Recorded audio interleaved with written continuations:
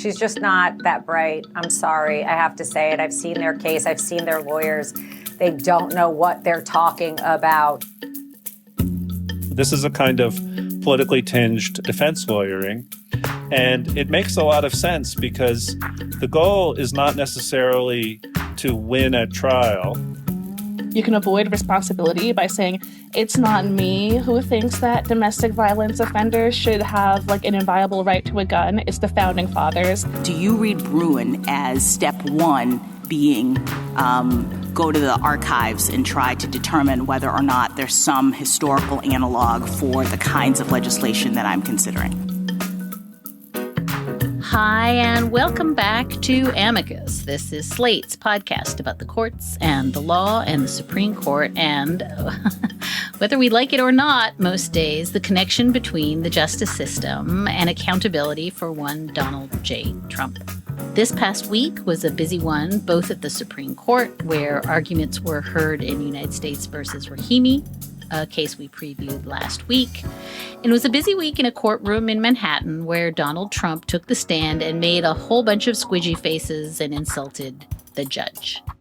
Democrats on the Senate Judiciary Committee are pushing forward with plans to subpoena Harlan Crow and Leonard Leo to learn more about unreported gifts to Justice Clarence Thomas, and voters from Ohio to Kentucky and around the country proved yet again that abortion rights post-Dobbs are a democracy issue. There was a Republican primary debate. Later on in the show, we are going to catch up with Mediba Denny of Balls and Strikes, in part because we are huge, slobbering Mediba Denny fans over here at the show, but also for a quick recap of the oral arguments in the gun rights case on Tuesday, because back in February, Mediba wrote a piece for The Atlantic entitled "Originalism is Going to Get Women Killed." So she'll be here to discuss where oral arguments in Rahimi placed us on that path.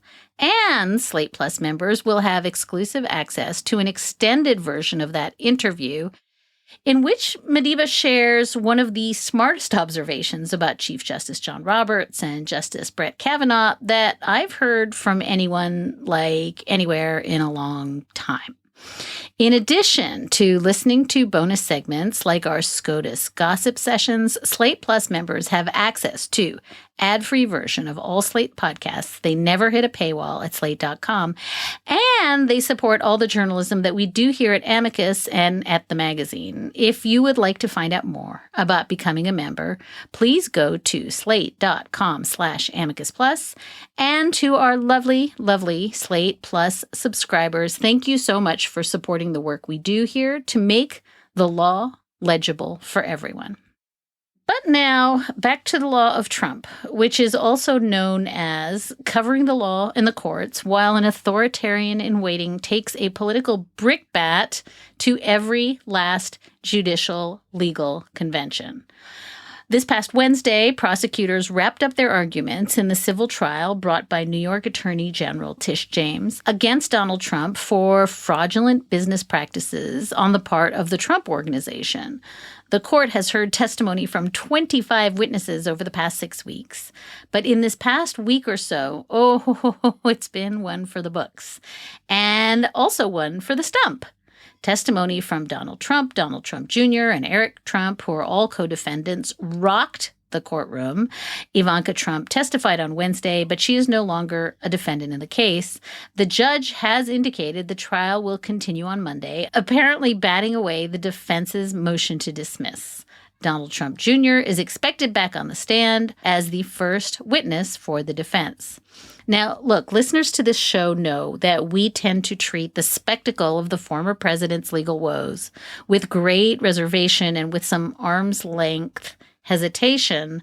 The prospect of legal experts dunking continuously on Trump and his lawyers really only serves to cement the illusion that the legal merits are the only determinative issue here.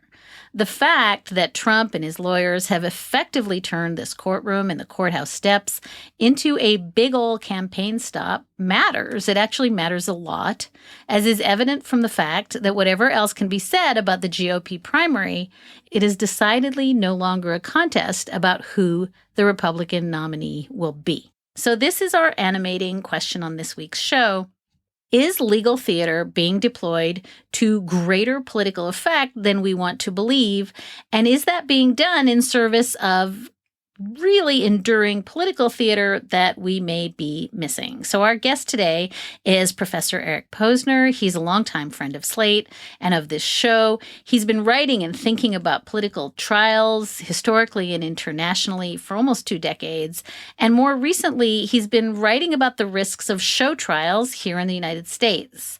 We wanted to tap Eric to at least think about the possibility that we're missing the democracy forest for the legal trees yet again as we bear witness to the chilling prospect of Donald Trump losing in his trials and gaining and gaining and gaining as an authoritarian. Eric Posner is a professor at the University of Chicago Law School. He is most recently the author of How Antitrust Failed Workers from 2021, Oxford University Press. He writes extensively on topics far too numerous to detail, but one focus of his recent concern has been this danger of trials for political leaders. So, Eric, welcome back to Amicus. Thanks so much, Dahlia. Great to be here. And I want to start maybe with just this simple atmospherics question, which is just what was your impression of Donald Trump's performance in the New York courtroom on Monday? It was described, I noticed, as, quote, brash and belligerent and verbose in the New York Times in the manner of like a theater review. He went after Tish James. He dismissed her as a political hack. He derided the entire proceeding as very unfair. He insulted the judge for having, quote, called me a fraud. He didn't know anything about me, end quote. Tish James responded with tweets. The judge admonished Trump's attorney to keep him under control. This didn't feel like any trial I've ever seen before. And I just wondered if you can just give us, in your view, was this a moment in which the justice system was winning, or did the former president reduce the entire thing to kind of a touchdown dance? It's hard to know in the moment. We'll know better as time passes and we see what effect Trump's various trials have on his political fortunes. But I do think this was theater on his part, and that he was very much trying to turn the trial into a moment in which he can make political arguments that would resonate with his supporters and maybe even some people who are, the small number of people who don't have an opinion on who the next president should be.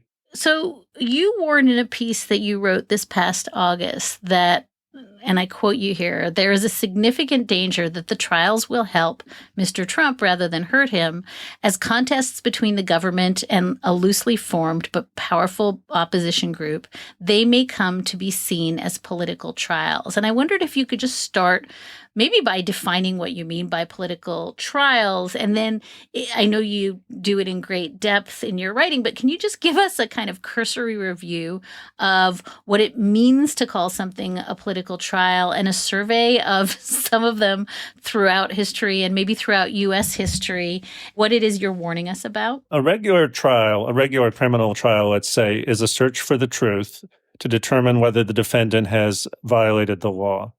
A political trial can be thought of as an attempt by the government to use the legal system to attack their political opponents and to either get those political opponents put in jail where they can no longer pose a political threat, or simply to distract them or to make them look bad to the public.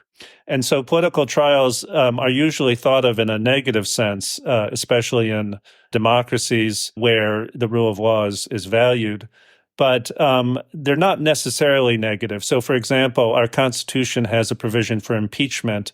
And I think it's fair to say that the founders thought of impeachment as a kind of a political trial. It was a way for Congress to determine that a president is not fit for office, even if he hasn't, for example, violated some specific law.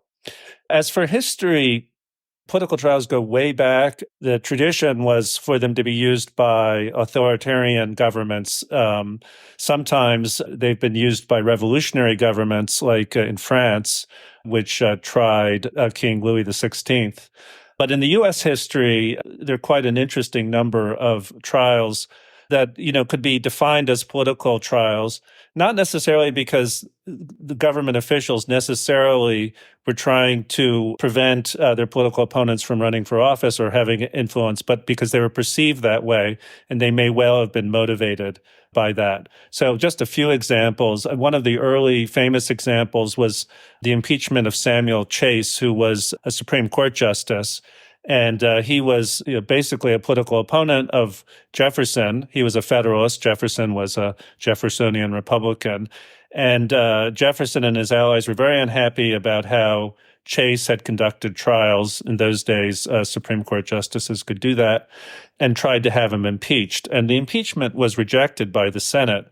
And a lot of historians think that set a kind of precedent that it was wrong for the government to go after, let's say, a judge or another official or a member of the opposite party because of political disagreements, even if there was, some merit to the claim that this person had violated the law. Chase had not, violated the law in the sense that, of committing fraud or something, but he was quite obviously a biased judge. But in the end, he was acquitted. At roughly the same time, there was a trial of Aaron Burr for treason. And while there was, pretty good evidence that Burr was up to no good, he was one of the founders, but he seemed to want to overthrow the government, although it was a little bit ambiguous. That case also failed, and that case was also regarded as political by Burr's supporters. They thought the government was going after him because he was a political threat rather than a threat to the well-being of the country. Now, we could fast forward to the 20th century. Probably the best examples would be trials during the Vietnam War. So there are these famous trials, they're often named after cities like the Boston Five and the Chicago Eight, where people who were opposed to the Vietnam War were arrested and tried. And, usually they had violated the law. In the Chicago 8 case, they were involved in riots. In Boston 5, they technically did violate laws that prevented people from discouraging Americans from reporting to the draft. But they were, again, seen as political trials because people believed that the government was going after these people because they opposed the Vietnam War rather than because they broke the law.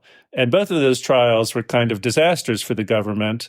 The defendants were ultimately acquitted after appeal. The trials became circuses. And this was the first thing I thought about when you were talking about Trump's trial. It's very much in the interest of the defendants to use the trial as an opportunity to attack the government. And often they attack not only the government, meaning, the prosecutor or the president or the administration, but they're attacking the court itself. They want to show that the judge is biased, that the court is illegitimate, that the whole system is corrupt. And even if that's not going to help them, in the immediate term to win the case, since judges and jurors usually don't like this sort of thing, it can help them with public opinion. It can embarrass the government and ultimately turn them into heroes, which happened. So those are probably pretty good examples of the risks that the Biden administration faces, and I suppose the government of Georgia as well, in prosecuting Trump, that he'll be seen as, a martyr if he loses, or simply as a hero if he wins, or even if he loses, and that it will help his political fortunes rather than hurt them. So if I'm 7 years old and you're explaining what you just explained to me, is the answer that whenever there is either a politician involved or a major political question involved, it's always going to be some heightened risk of kind of getting folded into the bucket of this is just a political trial? Yes, there's a risk. It doesn't necessarily have to happen. Politicians are, prosecuted all the time for corruption, for taking bribes, for any kind of criminal law if they murder somebody. Those trials don't necessarily become political if it's clear to the public that they violated some generally applicable law under which anybody is prosecuted. And often these defendants just don't have the charisma or moxie to convert a regular trial into a political trial. It's also the case that trials of ordinary people can become political trials just because there's a view that the government went after these people because of their political views. So in the case of draft evaders, not all of them were famous. Some of them were just ordinary people, but their trials would get a lot of attention. They'd become controversial. Members of the public would take the side of the defendants because they didn't trust the government. They believed the government was doing something wrong and was going after people who were legitimate critics. So, it's a little bit hard to define this term, but the simplest case of a political trial, I would say, is when we know the government is using the law, general laws, to target a political opponent because that person poses some kind of political threat to the government. But also, just regular criminal trials can take on this political tinge if that's what the public believes, even if the government is acting in good faith. And that's why there's an opportunity, especially for very prominent political defendants, to turn what is really a regular trial into what is perceived as a political trial by drawing on their supporters and making accusations against the government.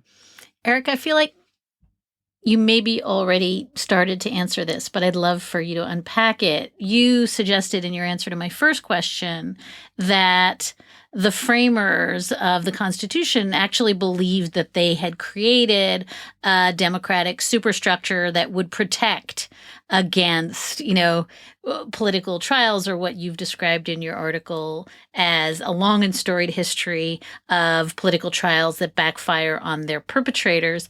And I think what you said was, and this I think is descriptively correct, that you create this other kind of trial called impeachment, and that was the way to solve for the problem. But I think you also said, or at least implied just now, that part of the problem is now you have two different kinds of political trials and major uncertainty. We certainly saw this after the impeachment of Donald Trump, of whether one forum or the other is the appropriate place. In other words, instead of solving for the problem of political trials that can backfire, did the framers just create a sort of sidebar that's possibly even more occluded and worse? Well, I think what they did had a great deal of logic to it, but the real world is so messy that that they weren't able to solve the problem. But first, they were definitely worried about political trials, that is, attempts by the government to use the criminal process to attack their opponents. And they had a very simple and durable solution, which was the independent judiciary. And independent judges who have some distance from what the government is trying to accomplish, the appeals system, all of that has done a really good job, I think, in the United States to discourage political trials, because the government can bring the case, but, if the court thinks this is politically motivated, if there's no law behind it, they'll lose almost always. Now, in some of these cases, the judges have been sympathetic to the government and not to the defendants, like the Chicago 8 case in particular, but the judge ended up looking bad. He was reversed. So that system works pretty well. Now, they understood that the president of the United States, could break the law. And I'm not sure they considered the possibility that the president, while in office, could be subject to a trial. That may have seemed strange to them because, he controls the executive branch. He determines prosecutions. So they have the impeachment process, which was clearly political in the sense that you have politicians, the House and the Senate, bringing the indictment and trying the case. And, they were free to decide on the basis of their political motivations. They weren't like a jury who were, necessarily supposed to just apply the law to the facts. And certainly this made sense. The problem is that impeachment is, in some ways too difficult. Trump, should have been impeached, certainly for the January 6th behavior, the election behavior. But the fact is, he had a lot of supporters in the Republican Party. A two-thirds majority of the Senate was never going to impeach him. On the other hand, if you make impeachment too easy or have some other system that makes it too easy to prosecute a president who behaves badly, then that will be used politically. And impeachment itself now has just become, I think, a political tool, not in the way that the founders meant, just as an everyday way to harass whoever's in office. So the system has kind of broken down, and, that's a shame. It's not really that surprising, I think, with the benefit of hindsight. And we're going to pause now to hear from our sponsors. If I would have kept making only the minimum payments on my credit cards, my debt would have taken me 47 years to pay off. These are real National Debt Relief customers. I knew I wasn't going to be able to get out of debt by myself. Credit card, medical, or personal loan debt? National Debt Relief negotiates with your creditors to reduce what you owe. National Debt Relief got me out of debt. You could be debt-free in as little as 24 to 48 months. Visit nationaldebtrelief.com to learn more and get started. nationaldebtrelief.com. Hi, I'm Jennifer Palmieri. And I'm Claire McCaskill. We're the hosts of the MSNBC podcast, How to Win 2024. We both know firsthand that winning an election is hard. And having been in and around tough races for most of our adult lives, we have some unique insights into what it will take to win this 2024 election. And some crazy stories to share too. Search for How to Win 2024 wherever you're listening and follow. New episodes every Thursday. We're back now with Professor Eric Posner on this question of political trials.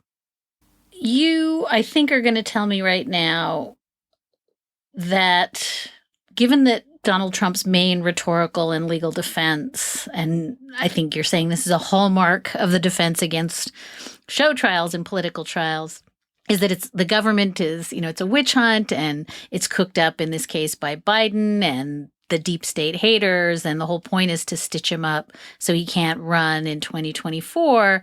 And I think you've written, and it's true, there's lots of reasons that's not true. But I wonder if what you're going to say is that the dozens and dozens of counts and all of the prosecutions in the multiple jurisdictions, everything piling up at once actually lends a certain amount of credence to the sense that this is just a big, fat, retributive pylon. In other words, maybe it would have been better to just let Jack Smith be the one and only guy instead of having multiple, in some cases repetitive and in some case not that compelling cases that starts to make it look like Donald Trump is quite correct when he says it's all a witch hunt. Yeah, it looks that way, definitely. So if in an authoritarian state, which has, a judicial system, it is common to harass political opponents with investigations and trials. And sometimes in those states, the judiciary is honest enough and powerful enough that they can protect the defendant from actual conviction. But what those states can do is simply harass the person with, as you say, multiple investigations, multiple trials. You keep them busy, you impoverish them, you make them look bad. So that's a strategy that's used by authoritarian states, the ones that are powerful but not so powerful enough that they just arrest their opponents and execute them. Now, in the United States, we don't have, Biden at the top giving directions to Fani Willis, the district attorney in Georgia, and for that matter, to Jack Smith, or the people in New York. Our system doesn't work that way. So even if he wanted to, even if he was being Machiavellian and trying to think of the best way to harass and defeat Donald Trump, he just doesn't have the power to do that. So our country is much more decentralized, and the Justice Department, even though nominally under the president's authority, has a great deal of autonomy. And so I think these prosecutors are acting in good faith, trying to be conscientious. But if you are in Georgia and you think Trump has violated Georgia law, it's not entirely clear that you should be paying attention to what's going on in New York City or Washington, D.C. So I think the effect, not the intention, is to create this sense that Trump is being harassed by the political system. Certainly, he's spending a lot of time in court, although one might wonder whether that's a distraction or whether that's, to his benefit politically. But, I think he can make this argument and that it's going to sound credible to many people. I don't know how many, though. I mean, I'm sure his supporters believe this, but what he really needs to do is persuade people who are not inclined to vote for him that this is unfair and that he's not being given the opportunity to run his campaign properly. I don't know whether he can do that, but that's definitely the strategy. So there was another piece of news this week that feels like it's in your wheelhouse. The Minnesota Supreme Court blocked an effort to use the insurrection clause to keep Trump off the ballot in that state. I think you've offered a parallel critique to the efforts that are being made in various states to use Section 3 of the 14th Amendment, the insurrection clause, as a vehicle for removing Donald Trump from ballots.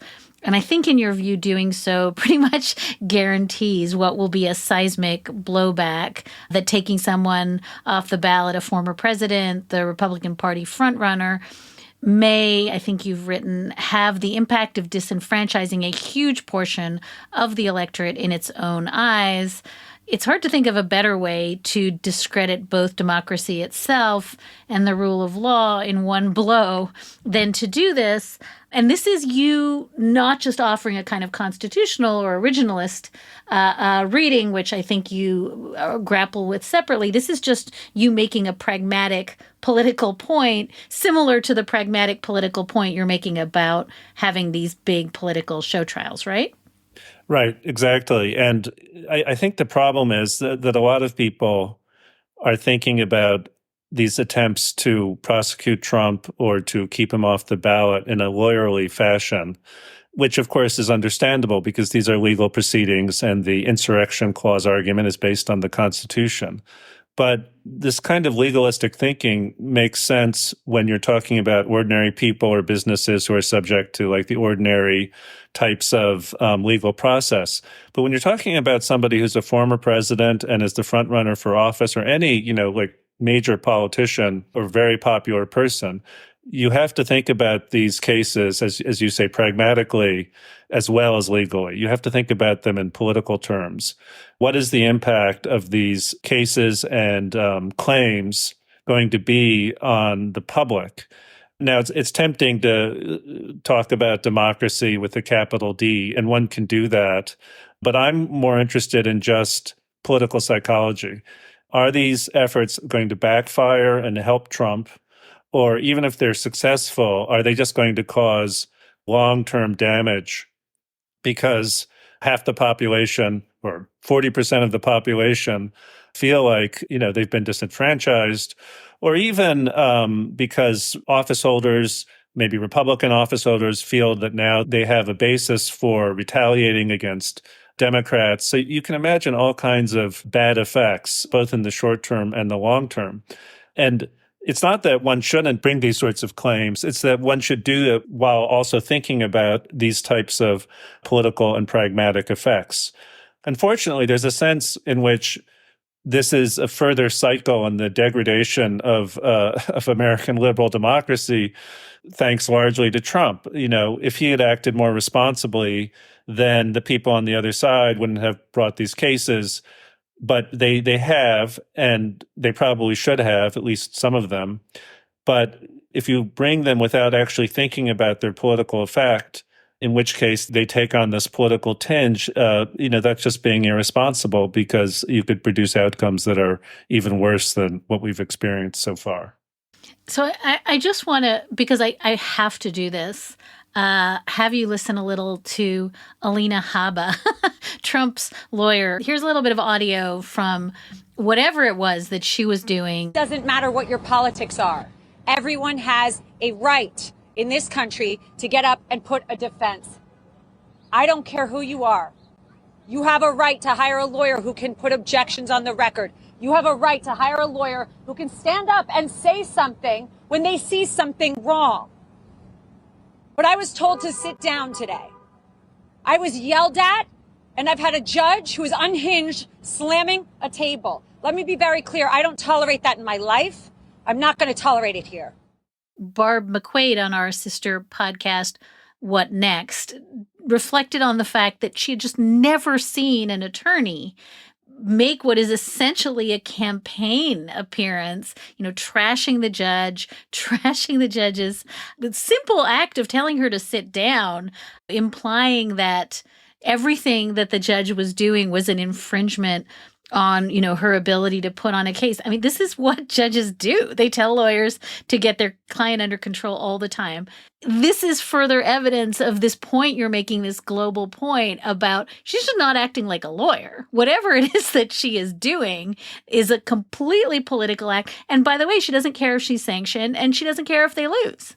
Sure. I think a lot of lawyers who don't want to anger a judge or be subject to disciplinary hearings will leave it to the defendant to make outrageous claims about the judge or the prosecutor rather than doing that themselves. I don't actually think this is unprecedented, though. I do think there are lots of famous lawyers, William Kunstler comes to mind, who, made their reputation defending unpopular defendants. And while I'm not sure they've ever attacked the judge in court, certainly outside of court, they will argue that, for example, the prosecutor or the administration is biased. This is a kind of politically tinged defense lawyering. And it makes a lot of sense because the goal is not necessarily to win at trial. Sometimes it's foregone. You're not going to win at trial because the law is so clearly against you. But if you win in the court of public opinion, that may help your client because a pardon might come later down, or your client, after he or she leaves jail, might, be able to have a political career or at least go on the talk show circuit. I mean, there are lots of longer term goals here. And I also think, by the way, that part of what's going on in the Trump civil fraud trial is that the lawyers are trying to goad the judge into making a mistake. I think that's a risky maneuver because the lawyers themselves could just get into trouble. But I suspect, they're trying very hard to please their client. Maybe they're hoping for, some really nice rewards down the line in the form of political appointments or what have you, or maybe they'll just burnish their reputation as lawyers. But if they can annoy the judge enough that the judge makes a mistake, bursts into a rage or says things to reporters outside of the trial showing some level of bias, that's a grounds for reversal on appeal. And that can be a huge benefit for Trump because his goal now is to delay the outcomes of many of these trials. So the civil trials may be a little bit different from the criminal trial, but if he can just get it sort of extended so that it doesn't even conclude until after the election, during his campaign, he's going to be able to point to this as yet another example of bias against him, of how he's defeating the bad guys. So, again, this is the problem with looking at these trials as if they were regular trials. They're not. A lot is going on. And it's possible that these lawyers are acting in a shrewd way rather than just, being stupid. So, Eric, my last question, you know what I'm going to ask you.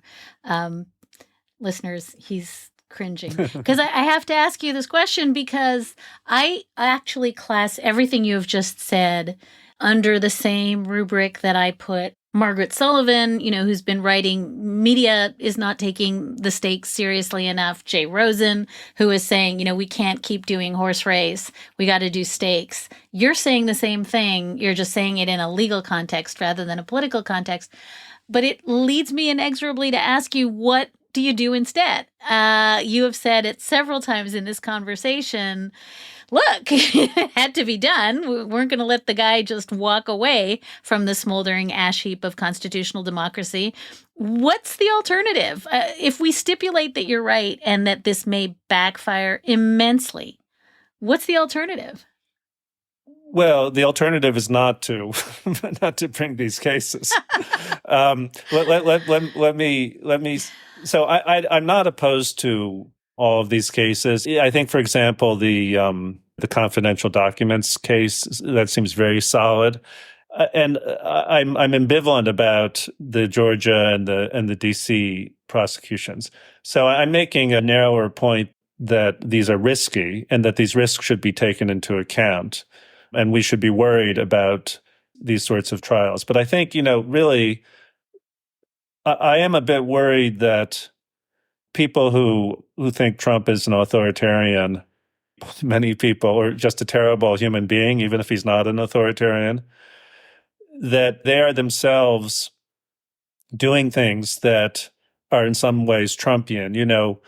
The real way to oppose Trump is through democracy, to campaign against him, to make arguments that he's doing a bad job, to vote against him.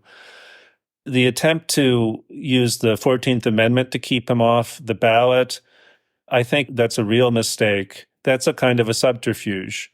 You can argue it's there in the Constitution, but the real effect of doing that is to really, I think, undermine the election.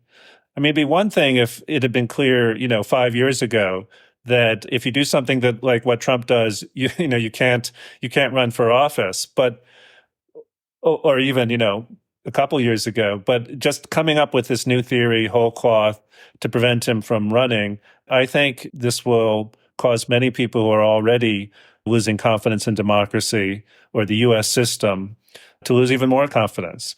So I do think that if Trump, breaks the law in clear ways after he's out of office, by all means, it's appropriate to prosecute him. I think even his supporters, understand that if he, murdered somebody, for example, that he should be tried and put in jail, even though that will interfere with his presidential campaign.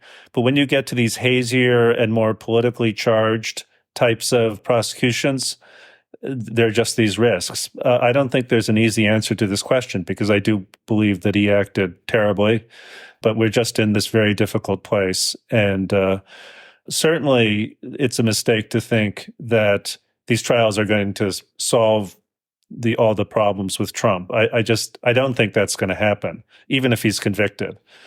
And I think there's a danger of taking the next step, thinking of other ways of preventing Trump from reaching the presidency that will do further damage to U.S. institutions. So let me just give you one example, which I was reading in the Times the other day by a columnist who I think he argued, or at least he discussed someone who was arguing that the Federal Reserve should lower interest rates in order to pump up the economy so that people will vote for Biden instead of Trump. And that's really just one step from using trials politically to go after Trump. Once people are saying those things and doing those things, they're not being that much different from Trump himself. Trump, after all, did try to get the Federal Reserve to lower interest rates while he was in office and to boost the economy. And, we were all outraged by that. But at some level, you've just got to draw the line and hope that when the election comes around, people will vote against him. Eric Posner is a professor at the University of Chicago School of Law. He is author, most recently, of How Antitrust Failed Workers. He writes extensively on so many topics. I always learn from you, Eric. And I think on this question of we can't just look at this as legal theater because there's a whole lot that is happening that we have to take into account. I just think you've been incredibly nuanced and thoughtful, and I can't thank you enough, both for your work on this topic and for joining us to talk about it. Thank you. Thank you. I had a good time. Hi, I'm Janae Desmond-Harris, Slate's Dear Prudence. I'm dropping in to tell you about a special discount offer on Slate Plus. For a limited time, you can start a subscription for just $5. That's right. For just $5, you'll get 3 months of ad-free listening on every Slate podcast, member-exclusive episodes and segments on shows you love, like this one, and unlimited reading on the Slate site. Best of all, you'll be supporting Slate's independent journalism. But hurry, this offer ends soon. Get 3 months for just $5 by signing up today at slate.com/podcasts plus. That's slate.com/podcasts plus.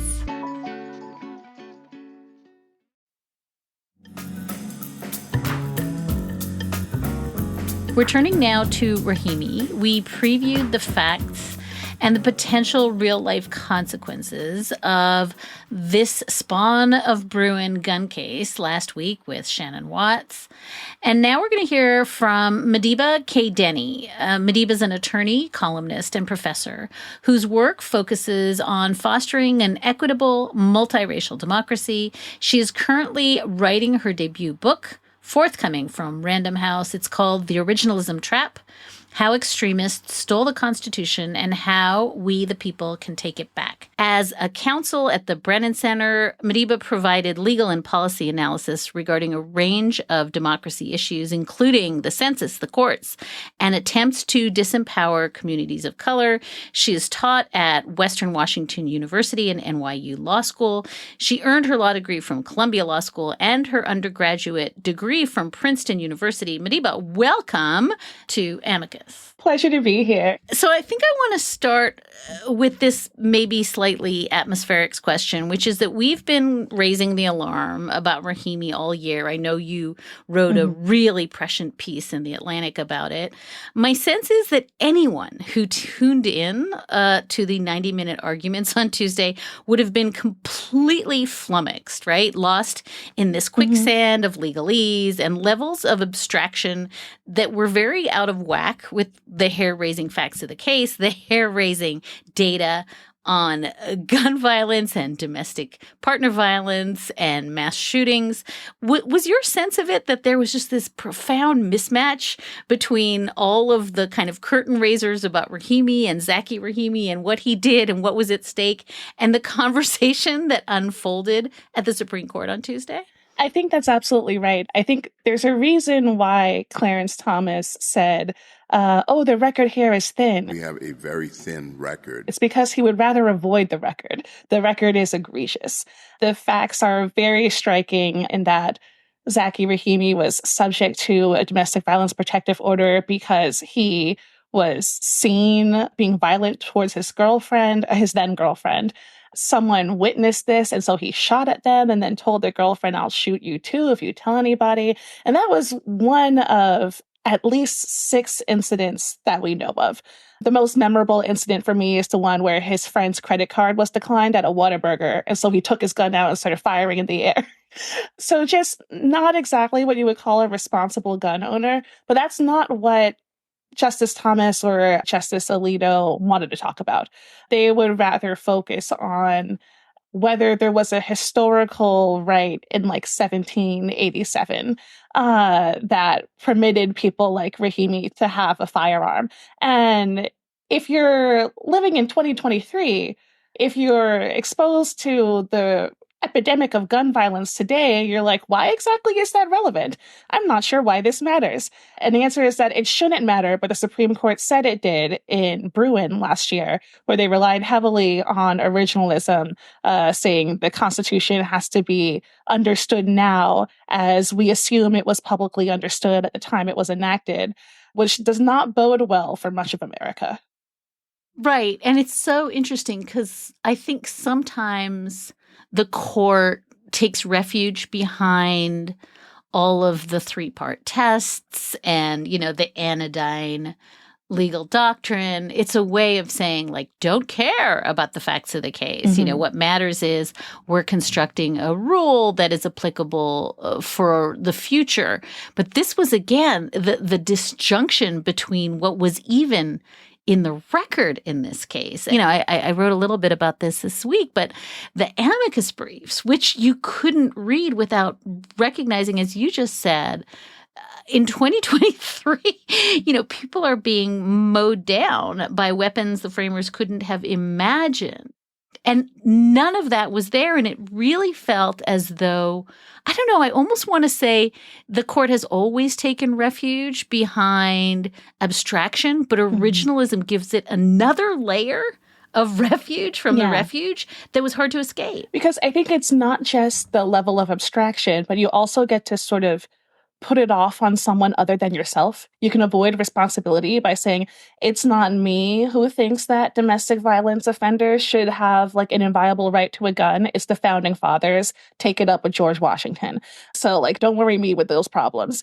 It allows you to distance yourself from the very clear consequences of your own actions and like your choice of interpretation, because it really is a decision that they chose to make, saying, oh, like we're deciding that the proper standard for analysis of a law's constitutionality has to be what we think people would have believed when almost everybody was much worse off. Unless you were like a wealthy white guy, you were much worse off. So that's a baseline choice you made that you did not have to. But it gives you a sort of cover behind, like a dual cover between both the legalese and between trying to lift up this legacy of like great American heritage and say, oh, it's actually what the founding fathers wanted, when you don't actually know if that was true, first of all. And second of all, to the extent it was true, okay, and if the consequence is going to be sacrificing women's lives, I think you should reevaluate. So this takes me to both the title of your book and your really good piece in The Atlantic. Your book is called The Originalism Trap, and holy hell, it felt like the court was just pinned under like the most stupid construction of originalism on Tuesday. Mm-hmm. And everyone but the diehards wanted, it seemed to me, nothing to do with the extreme version of the Bruin test, and in part because that test, as you just flagged, is just a crazy way for assessing modern gun laws, in part because the data I'm looking at shows that 82% of Americans support gun restrictions, at least for those convicted of domestic violence. So what the court decides to do, at least that quote-unquote moderate block in the middle, the Chief Justice, Amy Coney Barrett, Brett Kavanaugh, in different ways, Justice Gorsuch, they decide, again, to paraphrase Justice Kagan, to just run away from the facts of the case, and also to run away from originalism, at least as it's constructed in Bruin. So I would love if you would, I know you think about this all the time, give us your sense of what the Bruin test demanded, and then just a quick take on all the ways in which every seemingly sane member of the court retreated from that. Right. Before Bruin, courts used to rely on a two-part test where they would say, first off, does this prohibited conduct fall within the scope of the Second Amendment as it was originally understood? And then the second step was saying, okay, if it does fall within that scope, like if we think it would be protected, let's do a means and ends test. Like, is the right being infringed upon like a small enough infringement for a good enough reason? So, for example, temporarily disarming domestic violence offenders because they had a history of violence against their partner, and we don't want this partner to live in fear or not live at all. So that would be an example of the sort of type of tests and balancing you would have done in a pre-Bruin world. But in Bruin, Clarence Thomas and all of the rest of the conservative members of the court who did sign on to this opinion, they said, actually, that's one step too many. The proper analysis should only be the history. A gun law is presumptively unconstitutional unless it fits within this idea of history and tradition, when the Second Amendment, when the Bill of Rights would have been enacted in like 1791. Potentially, they left the door open, potentially 1868, if they're feeling generous, can look at the Reconstruction era, say maybe we'll use as our reference point after the country let Black people have a few rights, maybe, but they really leaned on the founding era. So that's what the attorneys representing Rahimi also leaned on. They said, okay, well, you said in Bruin that there has to be a historical analog. And there's no historical analog of disarming men who commit acts of violence against their partners. And so you can see what the direct consequences of what the court laid out in Bruin and like how that would apply. It sort of flows naturally from what they said. Like you almost have to feel bad for Rahimi's counsel because like he's just a public defender doing the best he can, trying to keep his client out of jail. And to do that, he's using the standard that the court gave him. But now, confronted with the consequences of the standard that the court created, the court is kind of like, oh no, maybe we need to try change the standard slightly, which is what the Solicitor General did a really great job at during oral argument by sort of giving cover to the justices a little bit by saying, oh, actually, Bruin was misapplied. The better way to understand Bruin would be in a way that's not as outrageous as what you said. And the courts are like, okay, yes, thank you. No, it was so evident to me that Solicitor General Prelogar was trying so hard to say, like, okay, I'm going to power wash, spit shine, and then varnish Bruin to make it palatable, even though I hate it too, in order to save face for the court. I want to listen to Elena Kagan for 1 second, making exactly the point you just made, which is, all right, you're doing a one-to-one historical analog. We got nothing for domestic violence because it wasn't a thing. 200 some years ago, the problem of domestic violence was conceived very differently. People had a different understanding of the harm. People had a different understanding of the right of government to try to prevent the harm. People had different understandings with respect to pretty much every aspect of the problem. So if you're looking for a ban on domestic violence, it's not going to be there. Go figure. And now I just want to, if I could turn for 1 second to me, and I'm sure to you, the most interesting part of the argument was Ketanji Brown Jackson, who has been lauded, right, as the court's singular progressive originalist, right? And all of last term, she was taking the project of originalism really seriously and saying, hey, if we're going to go to original public meaning, if we're going to go to text and history. Then the history of the Reconstruction counts too. Well, there's two pieces to what Justice Jackson was doing, both of which were incredibly interesting. One was exactly what you just said, Madiba, which is, I'm sorry, you're just going to stop time at the founders. That was fascinating. And she sort of said, I don't really love this idea of deciding who was in the political sphere before Reconstruction. But the other move that was super interesting was it seemed to me that she was also saying the test in Bruin sucks, which is just kind of shocking from the self-proclaimed originalist. Yeah, I mean, it really is an atrocious standard. I guess, what more progressive or, moderate originalists, as we saw from the Solicitor General's argument, would try to say, we can save this if we use a different level of abstraction. If we say, okay, obviously there were not laws that disarmed domestic violence offenders because no one cared about domestic violence then, but we did have laws that disarmed people who were considered dangerous. Now, currently we conceive of danger differently, but there were still laws that disarmed dangerous people. And yeah, Justice Jackson had a great moment of sort of being like, okay, but if we are doing things differently, then what's the point? And the point is that originalism is a farce. It's a trap, as I say in the title of my forthcoming book. The whole purpose of originalism is to act as a vehicle for the conservative legal movement. It's to provide this sort of cover to achieve these policy goals while pretending that you're doing law, that you are performing your analyses in this proper, objective way tied to what the founders would have wanted. But the natural consequence of linking the interpretation of law today to whatever historical horrors were occurring way back when is that era's lowest shortcomings become our highest constitutional standards. And it shows that all the people who would have been excluded from proper political and social membership, so Black people, women of all races, all sorts of people are going to be inherently disadvantaged now because they were disadvantaged then. And it sort of locks in the sort of social hierarchies that are so important to today's conservative legal movement, but allows them to pretend that's not what they're doing. You had mentioned earlier some of Justice Jackson's questioning.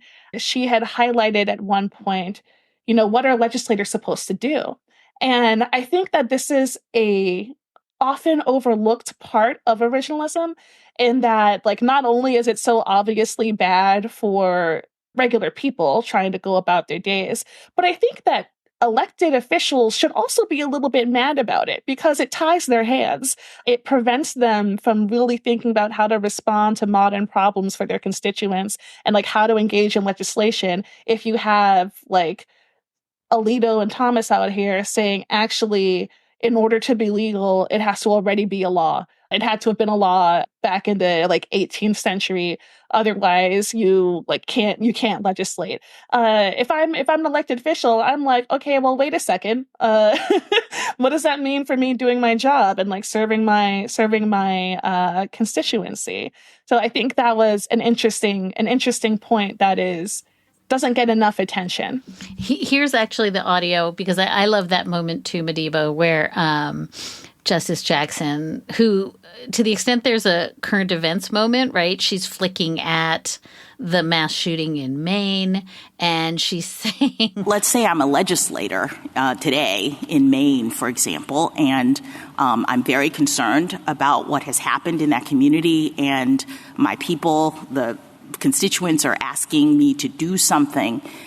Do you read Bruin as step one being go to the archives and try to determine whether or not there's some historical analog for the kinds of legislation that I'm considering? So this leaves me with this question about, it's very clear. I kept listening to the Chief Justice, to Justice Barrett, to Justice Kavanaugh. It was like that Homer Simpson, like backing into the hedge moment where they were like, I'm not an originalist. If this is original, this be. Like, what are you talking about? Is just bananas. And, I think probably the moment that gets the most airplay in oral argument is the Chief Justice really questioning Rahimi's lawyer on what dangerousness means. Well, to the extent that's pertinent, you don't have any doubt that your client's a dangerous person, do you? Your Honor, I would want to know what dangerous person means. At the moment, someone who's shooting, at people. That's a good start.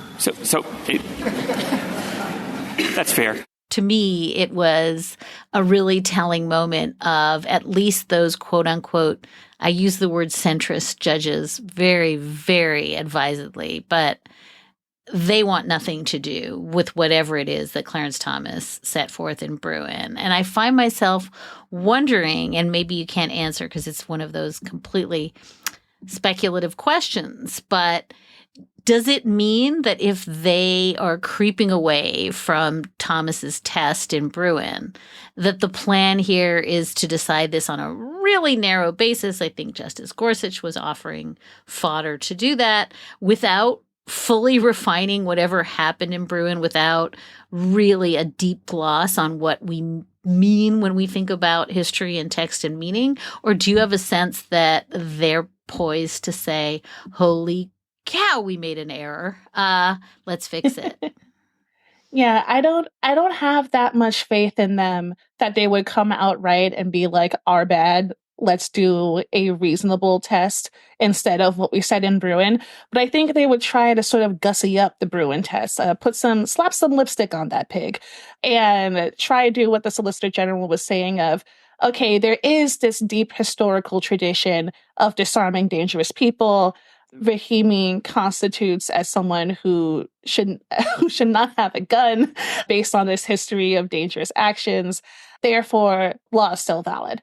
But I think that still leaves us in a pretty mushy, unclear place insofar as like what guidance that gives to lower courts. They might see that and think, okay, well, we know now that it doesn't have to be an exact one-to-one match.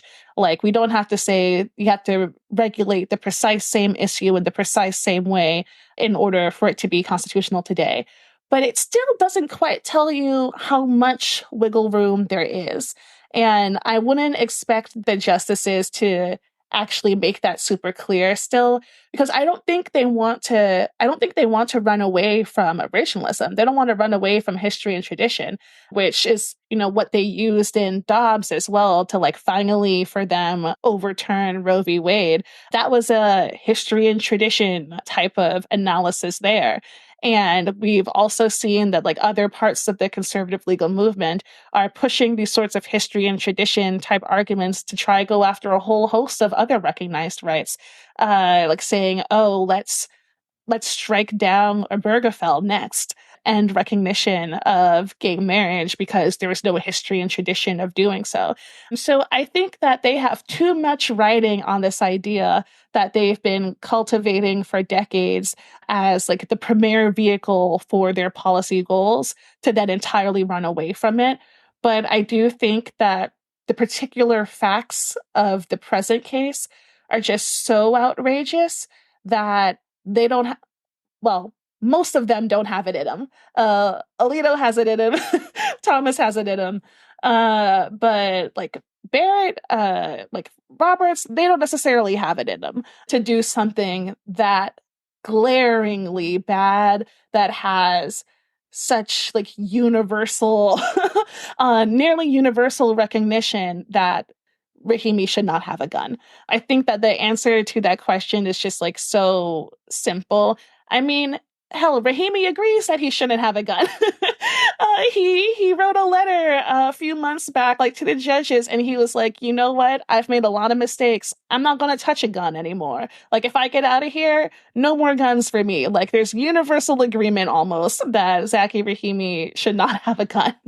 And so it would really put the Supreme Court, far out on the fringes if they were to say otherwise. Madiba K. Denny is an attorney, columnist, and professor whose work focuses on fostering an equitable, multiracial democracy. You can find her work at Balls and Strikes. She is also hard at work on her debut book, forthcoming from Random House next summer, The Originalism Trap: How Extremists Stole the Constitution and How We the People Can Take It Back. Madiba, it is such a treat to have you on the show. I hope we can have you back again soon. And thank you so much for what I think has been a really clarion voice in your writing on the stakes of Rahimi. Thank you so much. I appreciate that and would love to come back. And that is a wrap for this episode of Amicus. Thank you so much for listening in, and thank you so much for your letters and your comments and your questions. You can always keep in touch at amicus@slate.com. You can find us at facebook.com/Amicus Podcast. Today's show was produced by Sarah Birmingham with thanks to Patrick Fort. Alicia Montgomery is Vice President of Audio at Slate, and Ben Richmond is our Senior Director of Operations. We will be back with another episode of Amicus next week, and until then, take good care.